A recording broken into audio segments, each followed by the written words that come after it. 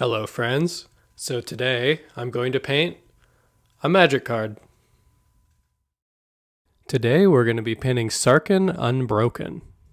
This is a Planeswalker card from my friend Eddie's Dragon Commander deck. And the plan here is to make it borderless and maybe add a little flair to it to make him special. First step is to apply a thin layer of paint over the border. It's very important that this layer of paint be as thin as you can make it. Any chunkiness or thickness in the paint at this point in the process will only be compounded later on.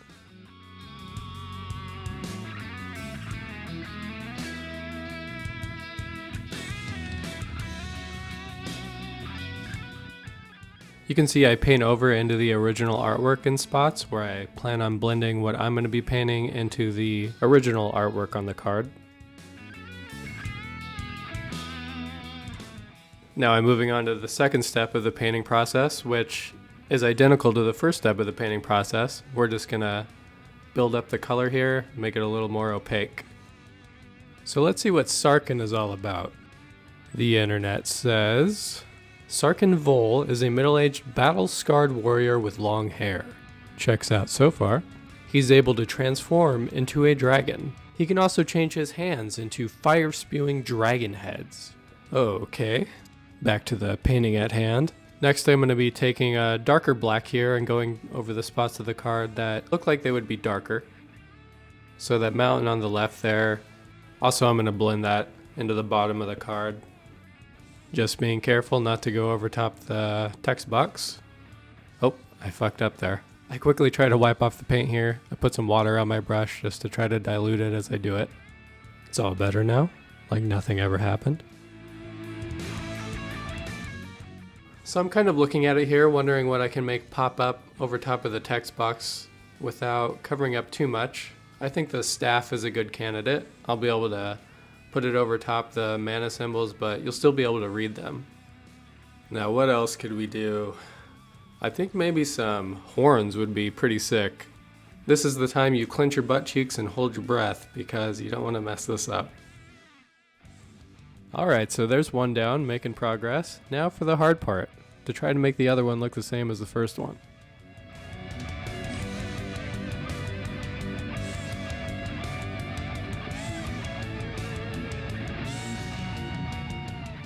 Okay, we made it, boys and girls. That'll do, pig. That'll do. Time to move on to some colors and blend the background together. I'm going to start with some purples on the left and then move on to the reds on the right side. Okay, where were we?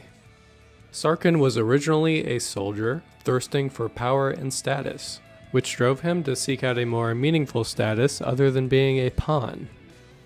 I feel that. Those are the worst chess pieces. This desire led him down a twisted path, starting when Ugin first contacted him. Sounds like we're taking a turn for the worst here. So, back to the painting for a second.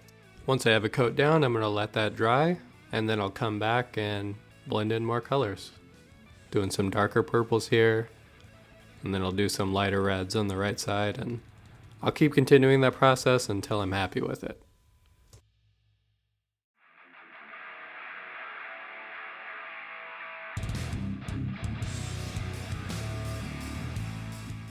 Driven to find a dragon to worship, he was found by Bolas. He's a baddie, who manipulated that desire to reduce the prideful planeswalker into a mindless pawn. Well, that's what he was trying not to do. Here I'm going to extend some of these blue things. I don't know if they're holes in the clouds or magic in the air. I'm not sure. Just extending them a little because I had painted over them.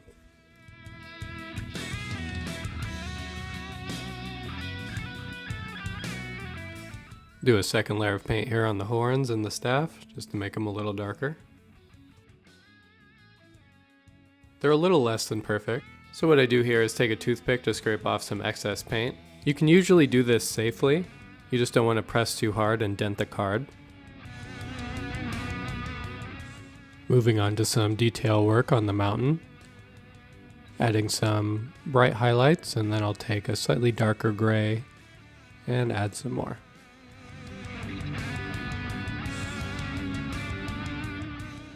I'm also going to do a similar thing on the horns, just adding highlights to the left side where the light source appears to be coming from. And the staff too.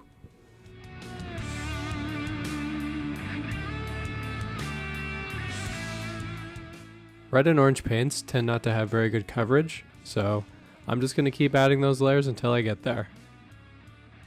Seeing destroyed the body of his peer, Tezzeret, and Bolas's own carelessness about those beneath him, Sarkhan found his spirit broken. Ah, but you see, this card is Sarkhan Unbroken. Things must get better for him, right? Only after stumbling upon Narset, where the monk's wisdom and peace helped him focus his shattered mind, did Sarkhan find a means to elevate himself beyond his current status and get revenge on the dragon that manipulated him. I freaking knew it. This card name spoiled the ending for me. Alright, so those are the cliff notes on his story. Let's check out the card itself and see what makes this guy tick.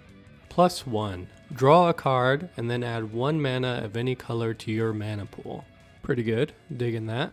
So his next ability. -2. Put a 4/4 red dragon creature token with flying onto the battlefield.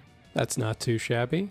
It's always good when a planeswalker can protect itself with its own ability, and a 4/4 red dragon with flying is a pretty good protector, I would say. Okay, first ability was good. Second ability was good. Surely this planeswalker must have at least one bad ability. So let's see what this stinker is. -8. Oh my god, that's so high. How embarrassing. Search your library for any number of dragon creature cards. Oh my god, who plays creatures? And then put them onto the battlefield. Okay, that's pretty good. This guy is a baller. And I can definitely see why my buddy is using him in his dragon deck. Definitely a really good fit.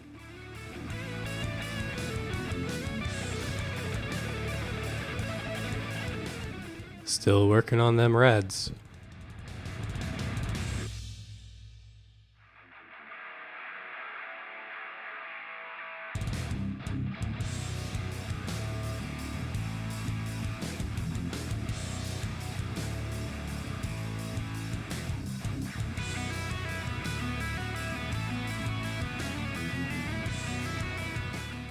We're close, I can feel it.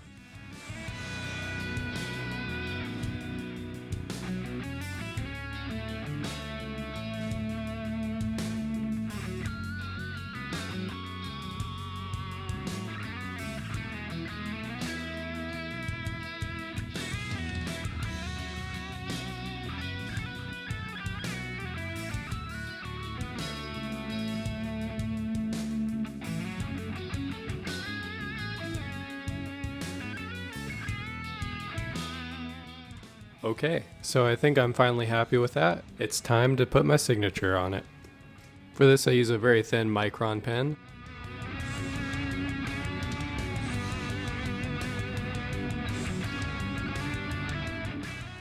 Okay, all done. Hell yeah.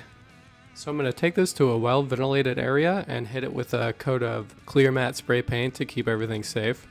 These are the final results. I think he's pretty cool. I hope my friend thinks so too. Thanks for watching, and until next time, everybody.